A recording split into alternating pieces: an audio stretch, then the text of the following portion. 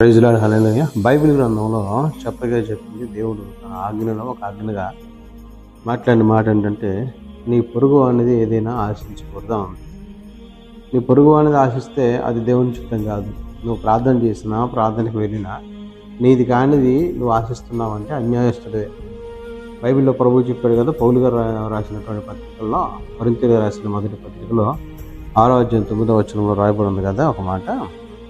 అక్కడ అంటారు ఆయన, అన్యాయస్తులు దేవుని రాజ్యంలోకి వారసులు కాలేరు. నువ్వు అన్యాయంగా నీది కానిది ఎవరిదైనా ఆశిస్తే నువ్వు దేవుని రాజ్యానికి చేరలేవని బైబిల్ చెప్తుంది. నీది కానిది ఎందుకు నీకు ఉన్న దాంట్లో సంతృప్తి చెందే మనసు నీకు లేదా?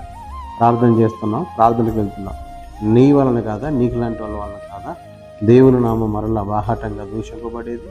ప్రార్థనకు వెళ్తున్నారు, ప్రార్థనకు వస్తున్నారు, కానీ అన్యాయంగా తీసుకున్నారు, అబద్ధాలు ఆడుతున్నారు, మోసం చేస్తున్నారు అనేటువంటి మాటలు నీ వలన క్రైస్తవ్యానికి, క్రైస్తవులకు, దేవుడికి అవమానం కలుగుతుంది.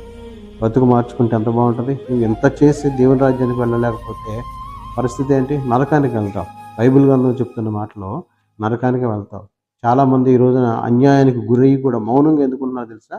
బైబిల్ గ్రంథం చెప్తుంది, అన్యాయం చేయవాడిని ఎక్కనో అన్యాయం చేయని. ఎందుకన్నాడు? ఆయన అన్నాడు కదా, నా దగ్గర జీతం ఉంది, నేను తీసుకొచ్చి తగిన సమయంలో జీతం ఇస్తానన్నాడు. ఆయన రాబోతున్నాడు. జీతం తీసుకుంటావు, జాగ్రత్త. మంచి జీతం తీసుకోవడానికి సిద్ధపడు. అన్యాయంగా తీసుకుంటే అన్యాయస్తులు అన్యాయానికి గురవుతావు. ఎదుటి వారికి అన్యాయం చేస్తే నువ్వు అన్యాయానికి గురవుతావు. ఏది విత్తనం విత్తుతావో ఆ పంట కోస్తావు, జాగ్రత్త. నువ్వు క్రైస్తవుడు కావచ్చు, క్రైస్తవేతరుడు కావచ్చు, ఎవరైనా సరే నీది కానిది నువ్వు ఆశించడానికి వీల్లేదు. నీది నువ్వు అనుభవించడానికి దేవుడు నీకు ఇచ్చాడు. దాన్ని మనస్ఫూర్తిగా అనుభవించు, దేవుడు దీవిస్తాడు.